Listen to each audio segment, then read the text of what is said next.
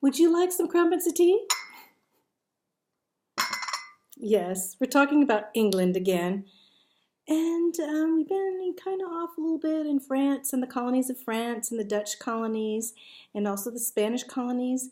But how do you think this little country, little island of England could come and have so many colonies all over the world? The British Empire would be, from this time in England's history, with a queen, a woman, running the country. Kind of strange. A woman, in fact, a Christian woman, who decided to stand up and not marry the Spanish King Philip, but to run England with her heart. We know that. Well, the first thing she does is she thinks, well, everyone's looking for that waterway going west or east to China and to the riches in China and Japan.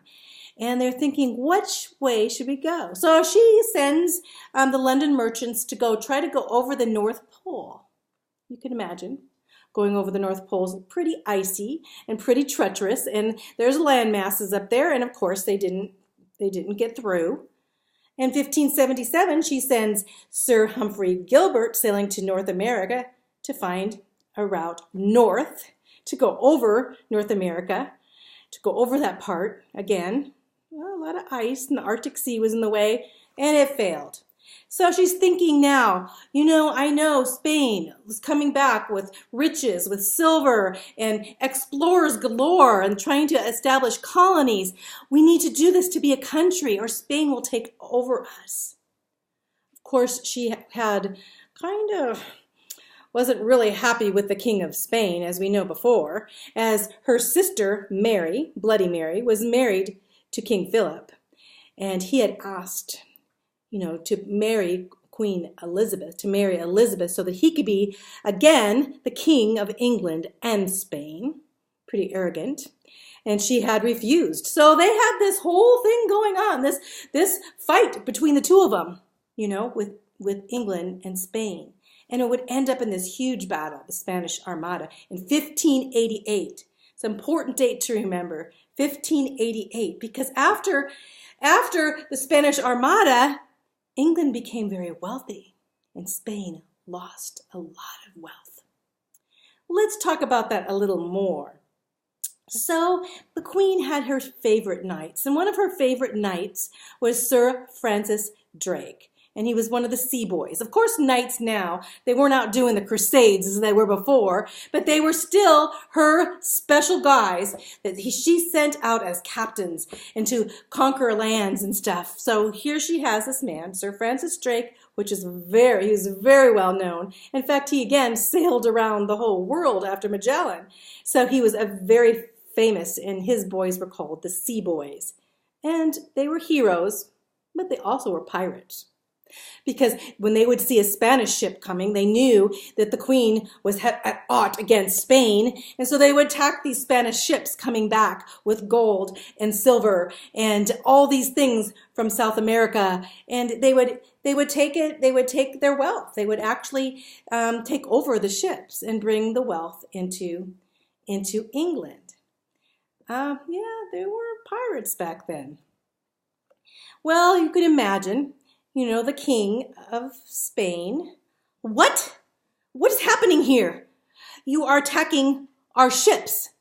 You are attacking, what are you starting? We will start a war with you. Do you understand? This is before the Armada. And she's like, oh, okay.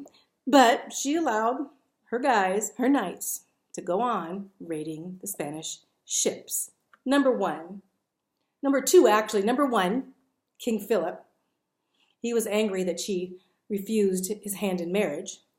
Number two, the English were raiding his Spanish ships. Number three, he was Catholic, and she was not.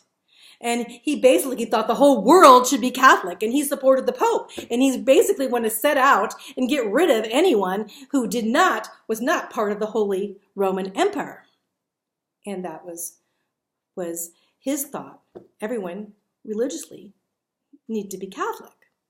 So they collided in that area too. So he got pretty upset with the pirates, with Sir Francis Drake and the pirates, but she just basically, oh, well, you know. And so his annoyance became even worse, and he warned her again, and she said, well, you know, I'll comply, and she didn't. So he was very upset, and he thought this is going to turn into a war. And he knew that he had so much more wealth and so many more ships. So he took these warships, and they were the kinds that would have oars underneath them and everything, really fancy ships for the time. And he made them into warships. But he also carried all this wealth in there too. But as he had one of the biggest fleets, 130 ships, he got ready to send into the English Channel. So it was a nice day out, and Sir Humphrey, which was the Queen's cousin, and Sir Francis Drake, maybe Sir Walter Raleigh, I don't know, but they were playing a game called lawn bowling.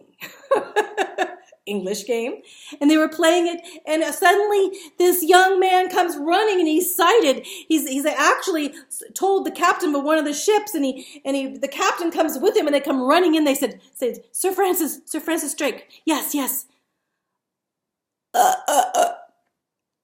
Spain, the whole armada's coming. So Sir Francis Drake was playing, throwing his lawn ball, and he says, wait, we need to finish our game first. So it won't take too long, and then we can conquer the Spanish fleet. He was pretty sure of himself, don't you think? That was great. That was pretty crazy. But guess what he did? He finished his game. He finished his game of lawn bowling, and they went out. But it wasn't necessarily them. The English was totally outnumbered. They had just 1/4, not even that, of the ships ready. But the Sir Francis Drake and his sea boys, they were ready. But they had hit bad weather. And so in the midst of that, the bad weather, and also the English, they all stood up for their country. Spain didn't really always do that.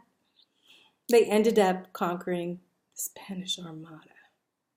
70 of the Spanish ships were sunk, 20,000 Spanish soldiers killed. Spain was defeated by little England. Now, the Queen, she's ready.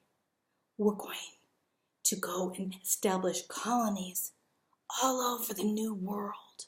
We're going to explore these new lands and bring back wealth for England and become wealthier than the richest country in the world, which at that time was Spain. King Philip went home with his head down, but he still had his colonies, and he was still a wealthy king.